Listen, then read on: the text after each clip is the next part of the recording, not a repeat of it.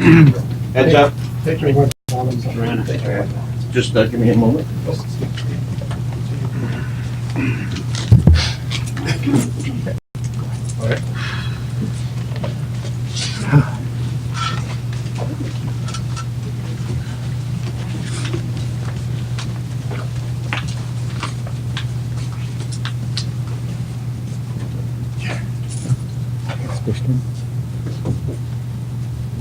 I think normally we do side and side, no? Yes, it's fine. All right. Okay, good morning, everybody. Thank you for joining us as we release our open letter to Prime Minister Trudeau on legislating the right to housing in Canada. My name is Tim Richter. I'm president of the Canadian Alliance to End Homelessness, and I'd like to introduce my colleagues today. With me are Michelle Biss, Canada Without Poverty, Stéphane Corriveau, Reseau, quebecois de OSNL de Habitation, Leilani Farha, UN Special Rapporteur on the Right to Adequate Housing, Anita Khanna, Campaign 2000, End Child and Family Poverty in Canada, Jeff Morrison, Canadian Housing and Renewal Association, and Alex Neve, Amnesty International Canada. We'll have brief comments from myself, Anita, Stéphane, and Leilani, and then we'll open things up for questions. So to set the stage for our letter, in November 2017, the federal government committed to a national housing strategy that would be based in human rights. For the first time ever, the federal government committed to implementing Canada's obligation under the international human rights law, as described in the NHS, to progressively implement the right to housing, the right of every Canadian to adequate housing. It promised to affirm the International Covenant on Economic, Social, and Cultural Rights. The government is expected to introduce legislation on the National Housing Strategy this autumn. Canada's housing and homelessness crisis is the result of a failure to protect human rights. The federal government has committed to the right to housing, but to make this commitment meaningful, it must be recognized in law. Our open letter, signed by over 170 organizations and prominent Canadians, spells out core elements of a meaningful and effective legislated right to housing. Now I'd like to turn things over to my colleague Anita. Thank you. Campaign 2000 is a national network of 120 partners committed to eradicating child and family poverty in Canada. We are very proud to be part of the national movement calling on the federal government to seize this historic opportunity to enshrine the right to housing in the National Housing Strategy's legislation. Campaign 2000 supports the call for the right to housing because it provides a concrete, systemic response to the housing and homelessness crisis that is inextricably linked to poverty. Eradicating poverty in Canada is possible, and providing safe and stable housing is essential. We strongly believe that federal leadership, legislated responsibility, clear accountability measures that are backed by investments are fundamental to the success of Canada's National Housing Strategy and the upcoming Poverty Reduction Strategy. Despite Canada's wealth, 4.8 million Canadians live in poverty. 1.2 million are children. Shamefully, families who are Indigenous, racialized, immigrants affected by disability, or live in a family led by a lone mother are even more likely to live in poverty. Disgracefully, securing adequate housing eludes far too many people in Canada. Every year, over 235,000 people experience homelessness. 1.7 million households live in unsafe, unsuitable, or unaffordable housing because they have no better option. The lack of safe, affordable housing takes a tremendous toll on children. This happens when their mother must endure abuse in order to stay housed, their family has to couch surf, or simply when their housing makes them sick. Far too many children have also experienced being uprooted from their school, their community, and their friends when their families are forced to move across town to the homelessness shelter. And today, children are 1 in 7 homeless shelter users in this country. In keeping with Canada's commitment to our international human rights obligations and the Sustainable Development Goals to end poverty and homelessness by 2030, Canada needs to act now with a legislated commitment to the right to housing. It will be key to our success. The consensus positions presented in our open letter outline essential elements of enshrining the right to housing in Canadian law to end the crisis in this country. We call for the legislation to recognize the right to housing as it is understood under international human rights law, to ensure that policies and programs that are part of the National Housing Strategy are consistent with Canada's obligations to progressively realize this right, and provide for effective remedies to address systemic factors that cause inadequate housing and homelessness through the proposed federal housing advocate, the Housing Council, and community initiatives and programs. With so much at stake for families and individuals across this country, it's critical for the federal government to act on the recommendations in this open letter. Thank you. Now I'd like to ask Stéphane Corvo to say a few words. Alors bonjour, au nom du Réseau québécois des OSBL d'habitation qui rassemble 1200 fournisseurs de logements sociaux communautaires à travers le Québec, offrant 50 000 logements. On veut prendre un petit moment ici pour inviter le gouvernement fédéral à réfléchir sur les impacts nécessaires de l'adoption d'une loi qui fait en sorte qu'on reconnaîtrait le droit au logement comme un droit humain. En fait, le gouvernement canadien a déjà fait ce pas-là, en adoptant, en signant, en ratifiant différents engagements internationaux, dont le Pacte international sur les droits économiques et sociaux et d'autres documents. Sauf que sur la scène internationale, on prend cette position-là. Sur la scène locale, on ne la met pas toujours en vigueur. L'adoption d'une loi aurait comme effet, nous espérons, de faire en sorte que le gouvernement canadien, dorénavant, pour qu'importe quel gouvernement est en place, qu'importe la couleur du gouvernement en place, aura l'obligation d'agir de manière cohérente et respectable. Au cours des 25 dernières années, on s'est précipité vers une situation littéralement de catastrophe, en augmentant, en créant ce qu'on appelle maintenant au Canada l'itinérance de masse. On parle de 235 000 personnes qui vont passer au moins une nuit en dessous d'un pont à un moment donné ou un autre cette année. 35 000 personnes à chaque jour vivent la situation d'itinérance et au-delà de plusieurs millions de personnes, on peut avoir un débat, là, mais au-delà de 1,7 million de ménages, donc on parle de 4 millions de personnes qui, elles, vivent dans des logements qui sont soit insalubres ou soit hors de prix ou soit trop petits ou soit la combinaison des trois. Très souvent, la combinaison des trois. Le gouvernement fédéral, au cours des derniers mois, a adopté une politique nationale de l'habitation, une stratégie nationale de l'habitation qui a, nous espérons, aura l'effet d'arrêter la détérioration de la situation. Mais cette stratégie-là a besoin encore d'être bonifiée, y compris par l'adoption d'une loi qui fait en sorte qu'au lieu de s'en aller vers le précipice, on a arrêté, on est au bord du précipice. Maintenant, ce qu'il nous faut, c'est une loi qui reconnaisse le droit au logement et qui dise on tourne les choses et puis on commence à travailler dans le bon sens pour corriger la situation. Alors, c'est l'appel qu'on fait au gouvernement canadien. M. Trudeau, M. Duclos ont démontré de l'intérêt sur cette question-là. Maintenant, ils doivent réussir à mettre en place les ressources nécessaires et les engagements politiques pour que, de manière perpétuelle, ils laissent un héritage important pour la société canadienne. Merci. Thank you, Stéphane. And now our letter has also been supported by Leilani Farha, the UN Special Rapporteur on the right to adequate housing. I'd like to ask her to say a few words. Thanks, Tim. Good morning. I am Leilani Farha. I'm the United Nations Special Rapporteur on the right to housing. My job as rapporteur is to apprise governments around the world about their obligations with respect to the right to housing. And I try to assist them in meeting those obligations and understanding those obligations and then implementing them. In November 2017, I applauded the Government of Canada when it decided to adopt a rights-based housing strategy, which they said would include a piece of legislation attached to that strategy.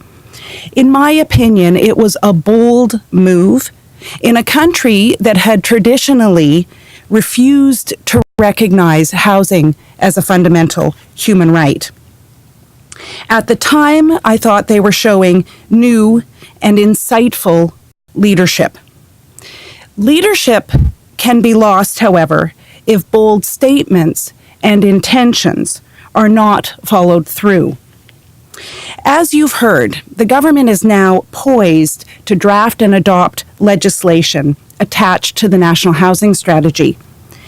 What I want the government to fully understand is that they can't just adopt any old legislation. They need to embrace being a human rights leader, which is what I think their intention is. And they have to ensure that the legislation is human rights compliant and that it's compliant with their international human rights obligations. This means adopting legislation that has certain attributes.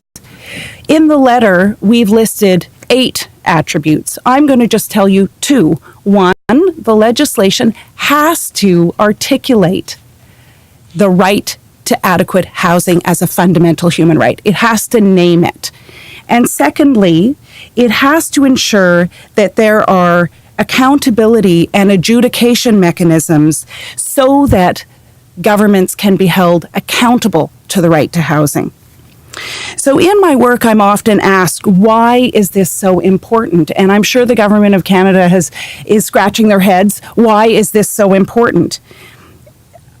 If you think about what you've heard my colleagues talk about, the realities of living in homelessness and inadequate housing, living on the street with no place to shower or defecate, living somewhere where you have no access to water that you can drink, living in grossly inadequate housing with rodents.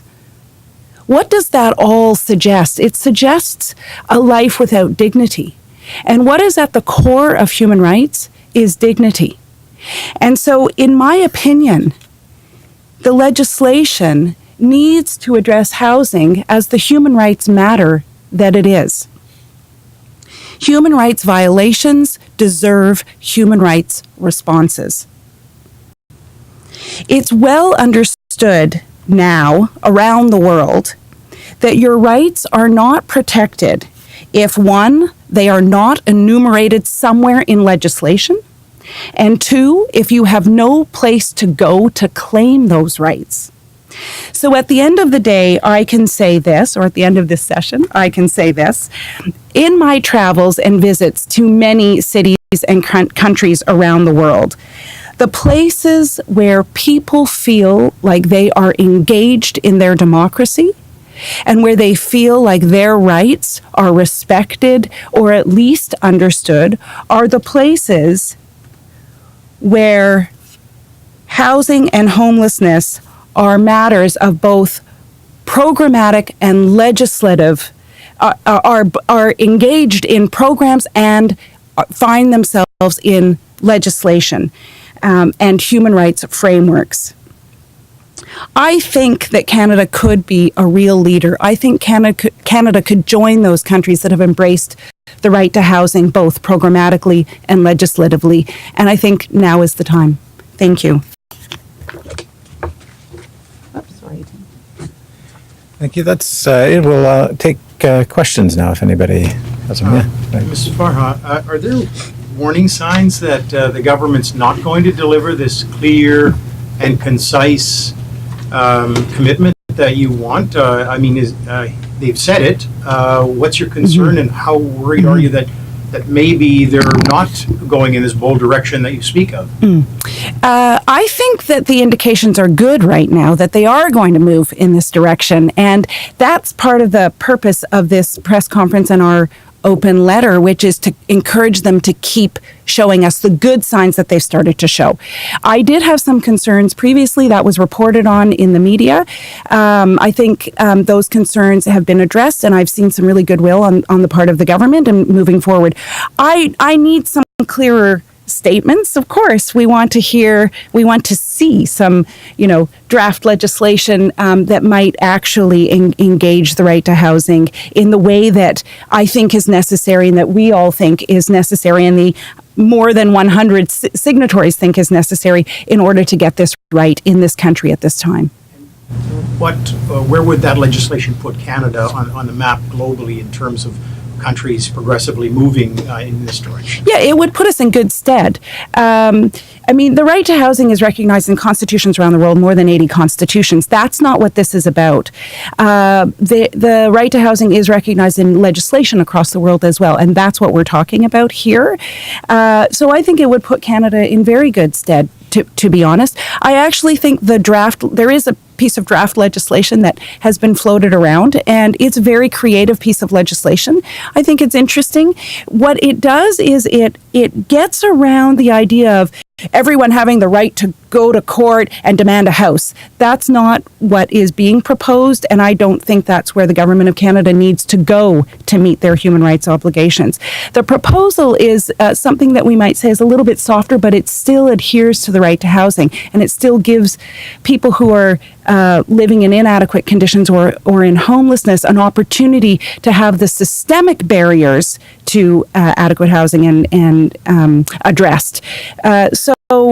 So I think it's the right move for Canada right now. I will say this: Canada's a little bit behind other countries, especially in light of, we are a well-developed and sophisticated democracy. We are a well-resourced and wealthy nation, 10th largest GDP in the world, if you believe in GDPs. And so why wouldn't Canada join the bulk of the countries and recognize the right to housing in a meaningful way? Mean for people on the ground, people looking for housing, if you've got a national housing strategy, but you don't have the explicit right spelled out in legislation, that the right to housing, what does it mean for people looking for housing? I'll start and let the other colleagues jump in, but I think it's important that you remember that homelessness was actually created by policy. Modern mass homelessness in Canada didn't exist until governments began withdrawing from housing investment, withdrawing income supports that provided the income people needed to sustain their housing. The right to housing in legislation puts protections in place for these people so that we don't go back to the future. We don't repeat the mistakes of the past and take policy decisions that will create homelessness or inadvertently exacerbate the housing crisis. That Canada's housing and homelessness crisis is the result of policy choices we've made. The right to housing in legislation will provide protections to Canadians so we don't do that again, and put in place the measures that we can rectify homelessness in our housing crisis. Yep. Sure. Alex Nee from Amnesty International. I think we have to recognize a couple of aspects in response to that question of why does it matter to actually have this enshrined as a human right. First, I think we have to recognize Canada's history and past record in this area with regard to all rights that come within this realm of what are known as economic, social, and cultural rights. And that is that there's long been a tradition of treating them as second class, as asserting that they aren't real rights that should be enforced, that should be subject to the kind of accountability that Leilani Farha has highlighted. And this is a watershed moment for Canada. This is a departure from that disappointing past. And if we don't go the full distance, which includes using human rights language, enshrining that concept clearly in law, then this is a missed opportunity. I think the other aspect to keep in mind here is just broadly when it comes to human rights of any description. If we don't use that language, if we don't name the issue as the human right it is, then it just is simply not going to be taken seriously in the same way within our legal system. When we use human rights language, that's what connects issues up to the Charter of Rights. That's what brings them into the realm of federal and provincial human rights legislation. That's what does give a sense of that there is some accountability at stake here, that this isn't just aspirational, that this isn't just about policy matters. Human rights language makes it clear that this matters and that the government has to deliver. Est-ce que ça aurait empêché, par exemple, le gouvernement Ford d'annuler le projet de logement social comme ils l'ont fait récemment? Ça n'aurait probablement pas eu cet impact-là parce qu'il y a des questions de juridiction. Par contre, ici, comme il s'agit d'une loi fédérale, dont il serait question, les engagements du gouvernement fédéral, eux, seraient, plus difficiles à retirer, puis il y aurait des recours si jamais le gouvernement fédéral prenait des décisions contre, je vais dire contre le bon sens, mais certainement contre des services appropriés. Alors, le gouvernement ce qu'il y aurait comme différence, c'est que le gouvernement Ford aurait été dans une situation où, au lieu de dire « je coupe mes investissements dans ce secteur-là », il serait obligé de rajouter à la phrase « en dépit du fait que le gouvernement fédéral, par exemple, dans une situation éventuelle, offre des sommes disponibles, mais moi, je décide de ne pas prendre cet argent-là. » Alors, le gouvernement Ford aurait à répondre devant l'opinion publique ontarienne du fait qu'il renonce à des sommes disponibles par le gouvernement fédéral. Même si ce n'est pas une obligation législative, on voit cette même logique-là dans le secteur de la santé, par exemple. La santé est un enjeu de responsabilité provinciale, mais le gouvernement fédéral, parce qu'il met des ressources, parce qu'il a décidé que c'était important, les gouvernements provinciaux décident de respecter des engagements fédéraux parce que l'argent est là. Alors, même si ce n'est pas une obligation politique ou législative, ça devient une obligation politique de le respecter. Pourquoi est-ce qu'une législation comme ça aiderait, par exemple, les Montréalais qui habitent dans des logements insalubres, là, la Ville de Montréal est aux prises? Ça aurait plusieurs impacts. Le premier puis le principal, c'est que le gouvernement fédéral serait obligé de considérer que c'est un enjeu important et donc de s'en préoccuper puis de mettre des ressources sur la table, des ressources de programme, des ressources de réflexion, des ressources de recherche, des ressources un appui, parce qu'il faut un appui pour que les autorités qui ont le mandat, par exemple concrètement les autorités municipales ou les autorités provinciales, de collaborer avec elles et de leur offrir des ressources et des moyens pour qu'ils avancent dans ce domaine-là. Ce que le gouvernement canadien, il ne faut pas oublier que au Canada, même si on dit que le secteur de l'habitation est un secteur de responsabilité provinciale, le gouvernement canadien, à travers principalement la SCHL, a des engagements à la hauteur de 1 000 milliards de dollars. On parle d'une somme phénoménale pour soutenir, par exemple, les hypothèques, pour un programme d'assurance hypothécaire, pour soutenir le secteur bancaire. Donc, il y a des engagements du gouvernement fédéral qui sont pris, qui ont des impacts. Mais ces engagements-là, qui ont été pris depuis des décennies, visent essentiellement la classe moyenne puis les gens très aisés. Il y a peu d'efforts qui ont été faits jusqu'à maintenant pendant les 25 dernières années pour les gens qui sont dans une situation de vulnérabilité un peu plus importante. Plus on descend en bas de l'échelle, moins il y a d'aide qui est apportée paradoxalement. Alors, ce qu'on dit, c'est que s'il y avait une reconnaissance du droit au logement comme un droit humain, le gouvernement fédéral serait obligé de mettre en place d'avoir la responsabilité comme État de dire, je dois avoir des programmes, non pas qui arrêtent d'aider les gens plus aisés ou les gens de la classe moyenne, mais j'ai l'obligation d'agir pour m'assurer que tous les citoyens ont le droit à un logement. De la même façon que si on considère les autres droits humains, tout le monde a le droit d'expression, tout le monde a le droit d'association. C'est pas un droit qui est réservé aux gens qui ont de l'argent. C'est un droit qui est reconnu pour tout le monde, mais le droit au logement doit être reconnu pour tout le monde, qu'importe sa situation socio-économique. If I might, I'm just going to return to the question about what does this mean? What does enshrining rights mean for people experiencing inadequate housing and homelessness? And one of the things, I've been working with people living in those conditions for more than 20 years now. And one of the things that people always say to me is that they feel invisible, abandoned, and that they have no voice. And that's partially because of the legislative frameworks we do and don't have, and who is and isn't included. Homelessness defines your life. Grossly inadequate housing for a family living in poverty defines your life. And to feel that you live in a so-called participatory democracy, but where you are unable to voice those violations of rights, or where you're unable to claim those rights, puts you in a position of feeling abandoned, isolated, etc., and like you're not really part of the beautiful democracy that we have here in Canada. And so this is no light matter, actually. It's about recognizing the dignity of everyone in the country, and that includes those who have the least. So when you're thinking this through, you need to think about what it means to be able to affirm your dignity as a participant in democracy. So that's why this is so important, and why we've taken away from your vacations and our own to have this press conference. Since you've come back to the question, if I can ask in So I'm just still trying to get around this. Does it mean if there's no actual spelled out right in legislation to housing, does it mean that, for example, provincial governments could back out of commitments previously made to build affordable housing or to renovate affordable housing?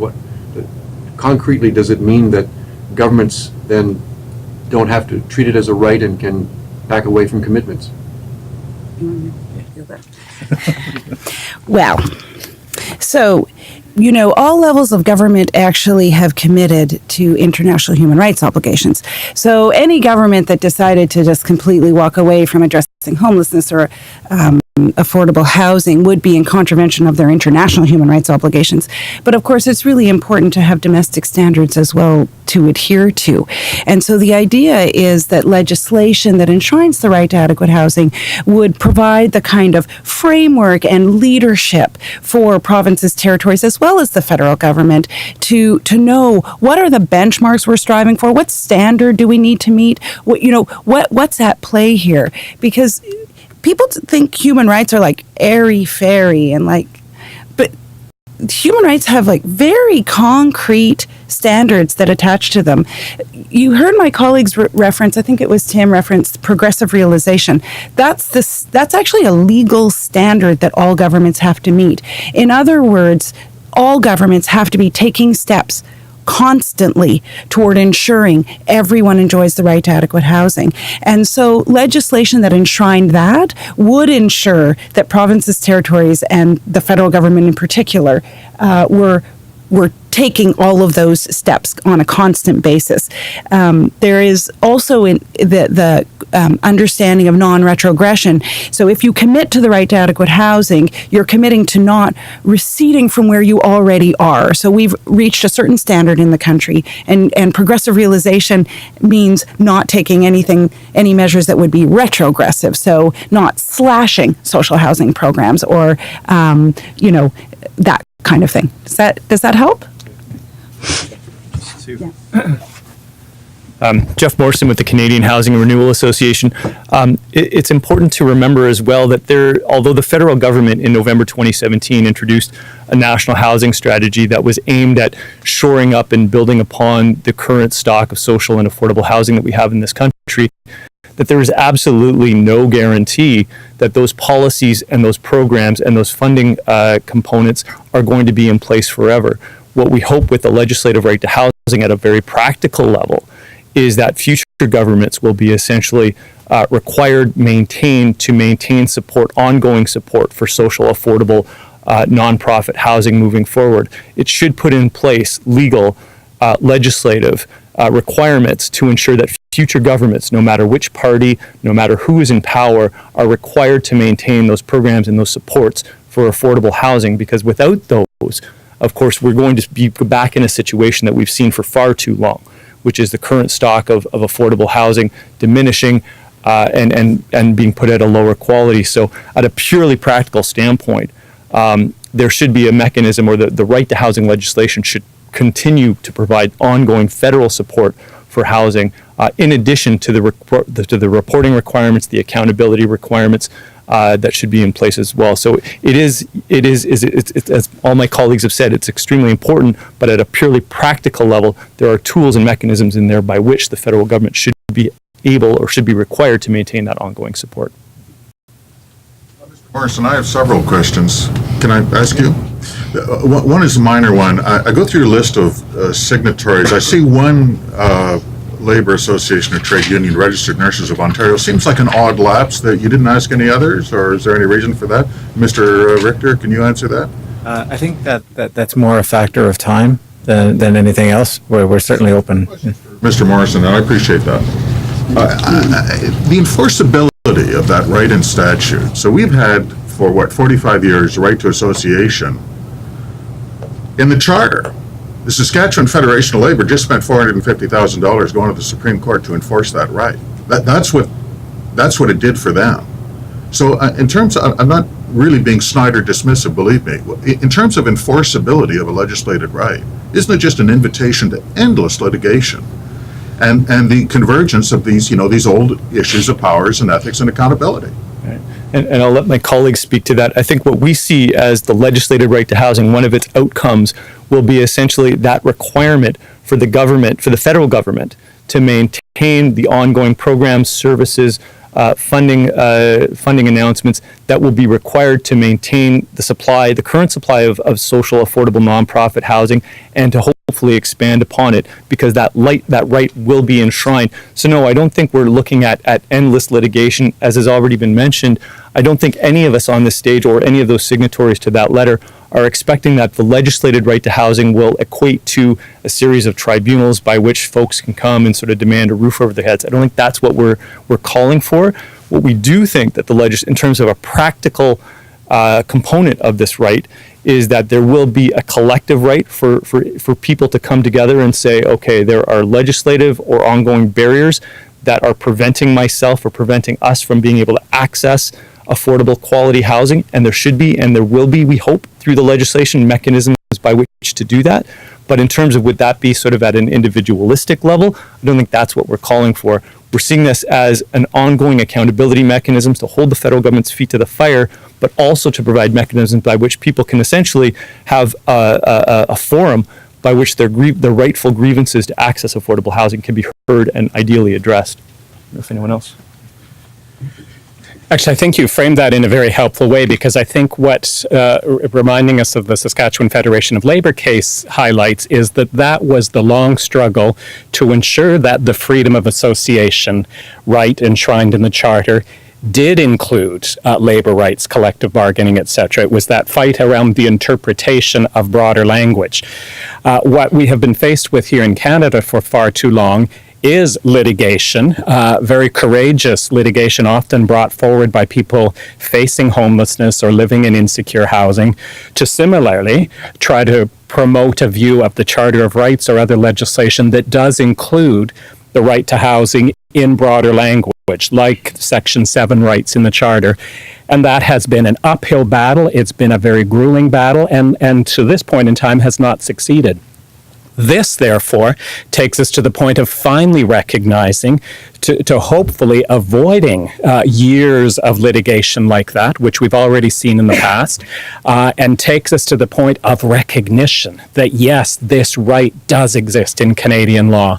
It has to, because it's enshrined internationally. It has to, because it's essential to the well-being and even survival, often, of hundreds of thousands of Canadians, and instead takes us to the level of, and now what are we going to do about it? How do we ensure that right through programs, through accountability mechanisms, will be upheld? One very brief question on stats. The Department of Finance has done data crunching on poverty levels affecting seniors based on that proportion of shelter costs related to low-income cutoffs. And they determined the seniors' poverty rate could be cut by a third statistically if pensioners who lived in Toronto moved to Peterborough and Orillia. In other words, not that they're advocating an exodus of seniors from Toronto, but that the real estate markets in two metropolitan areas, Toronto and Vancouver, are so skewed that they skew those data. Is there any sense of that in these housing, precarious housing figures, that they really are skewed by the berserk economics in those two marketplaces? Well, I would say that those two markets are probably the most hated one, but the reality is that the data from coast to coast to coast demonstrate that there is an issue of a price, there's an issue of overcrowding, and there's an issue of under maintenance. So those are as important one as the other. Price might be higher up of a preoccupation in Vancouver and Toronto, but if you go in the north, you'll have more of the issue of the maintenance. If you go in other neighborhood or other cities, you'll have more an issue of overcrowding. But globally, affordability is going down the drain all over Canada.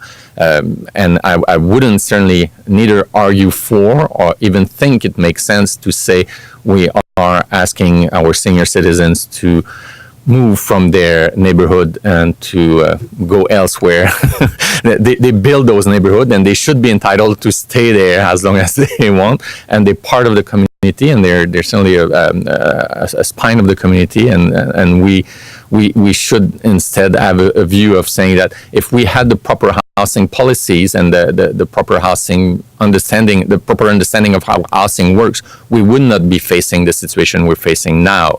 So the issue is, let's fix that, and let's make sure that we have the proper legislative tool that will force the government now and forever to pay attention to that. At this point, to go back to your previous question, the first thing you have to argue with a judge if you go is to say that there is a right to housing that exists. And now the judge up to now have been saying, no, that thing doesn't exist.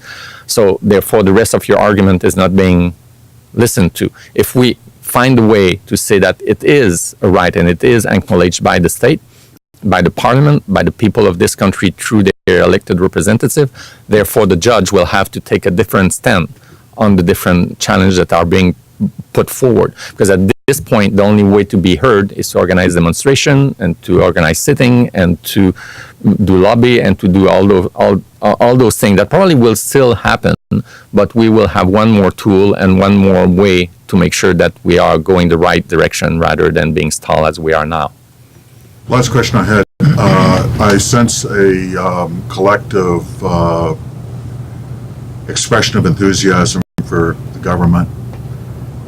We're 3 years out from the last election. The only social policy issue that they really pushed was marijuana, because it happened to be the only one that has net tax revenue of $400 million a year. Pharmacare is for the 43rd Parliament. Workplace harassment regulations for the 43rd Parliament. Pay equity they put off for the 43rd Parliament. National housing, see in the 43rd Parliament. I'm not articulating my question, Mr. Richter. You know exactly where I'm going. They left all the heavy lifting until next time. What does that tell you? Well, I disagree. They, for example, with the homelessness partnering strategy, they doubled funding for that as soon as they came into office. There is new funding for housing that was made available in the 2016 budget. Even I think 3 years ago, we weren't. A conversation on the right to housing wasn't even anticipated. It wasn't even possible. Now we have a federal commitment to have chronic homelessness. I think we can go further. We have a $40 billion national housing strategy. Yes, some of that money is in the next parliament, but there's a significant amount of that money that's already been delivered, that's already been moving people into housing, that's already been creating housing. In fact, there's a complex that is only about 3 kilometers from my house. It's under construction now in Calgary with some of this funding. So I'd have to disagree with you there. I think the national housing strategy, to me, is one of the signature social policies of this government, and I think it's been very exciting news. And now where we are with the right to housing is that we have, for the first time ever, we're having a conversation about implementing the right to housing. And what this open letter is about the mechanics of that right to housing. We've never even had a serious conversation with the federal government about the right to housing that I can remember. So we are closer than we have ever been to a legislated right to housing in Canada, and we are closer than we have ever been to seeing meaningful reductions in homelessness and the alleviation of Canada's housing crisis. I think we're closer than we've been in decades. If I may also, if I may also speak to that, Michelle Biss from Canada Without Poverty.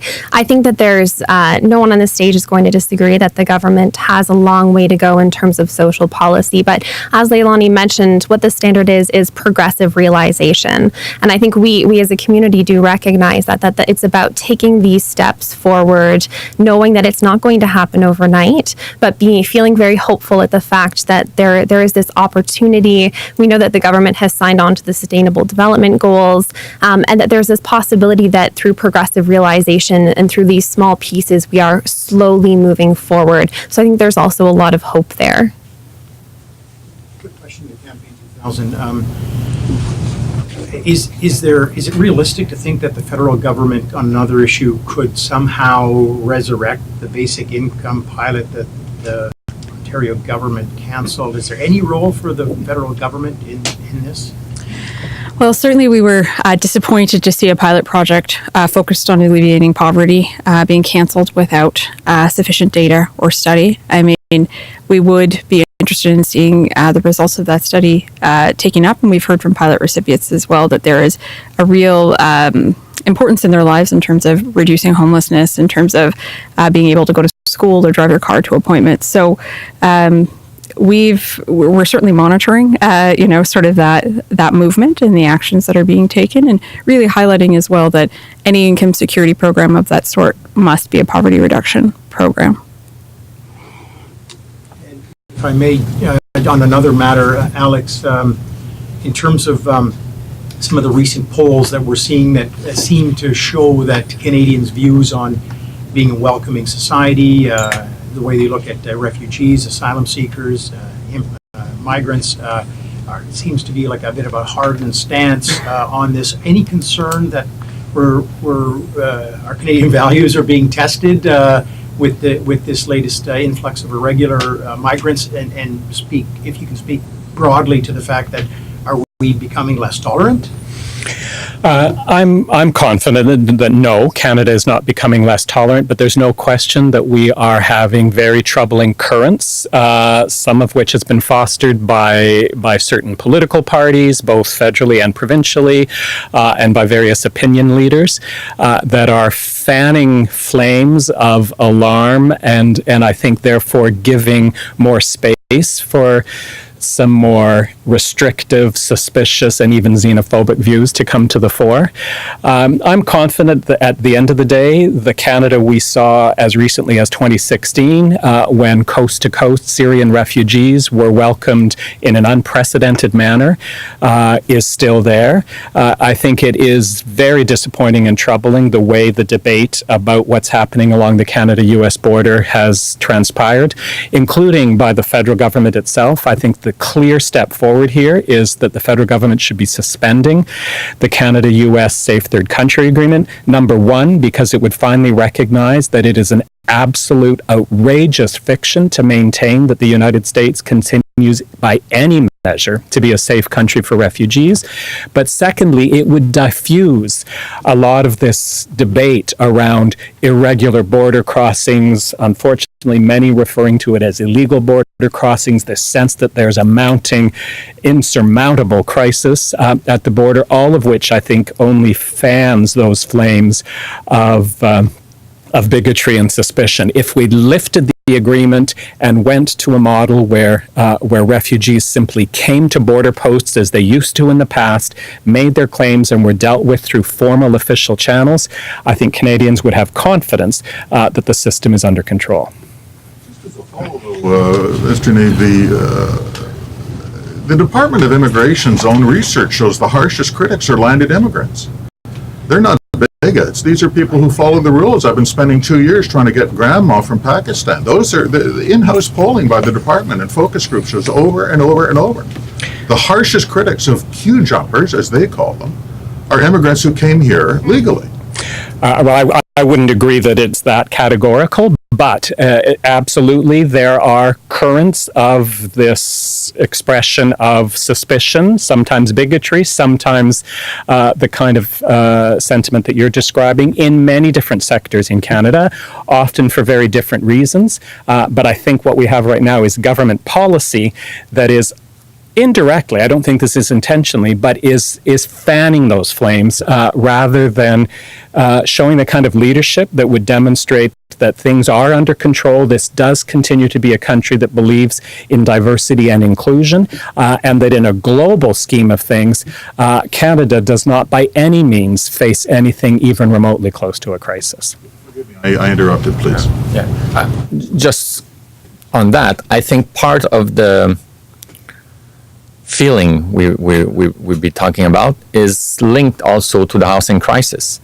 People have difficulties finding houses, and it creates the pressure not to provide enough affordable houses on the market, not to have enough proper houses for large families, not to have proper welcoming structure, including housing in our society. So for me, a right to housing bill would force the Canadian government to look at the influx of immigrants, and we can have a discussion about how much is there coming or so on. But even if there was many coming, we would have to pay attention to that aspect and take the necessary means so that the welcoming and the integration of people coming here, and I would remember that the vast majority of people living in Canada are descent of people who took the boat at one point or another, so would be taken care properly, and housing would be one less shard in the process, and would take away one of the argument of those that are flaming hate and bigotry. I think I won't prolong this discussion too much longer, but I think one of the things that our open letter is demonstrating is that there is, and I think there will be, a groundswell of support from Canadians for a legislated right to housing, because that Canada is at its core of this just society. And, in a matter of weeks, we collected signatures from 170 organizations and a handful of individuals, all representing thousands of Canadians. And we're leaving this open letter open to Canadians to sign on, to express their support for legislated right to housing, and will continue to. And I'm actually hopeful that, there is this debate happening in Canada, but fundamentally, we are a country that is grounded in the idea of the human rights, the idea of fair play, and the fundamentally about a country about social justice, which I think this open letter and the advocacy that will continue will demonstrate. So, any other questions? Thank you very much. Thank you. Picture of us all stood up. Oh, sure. Somebody got a.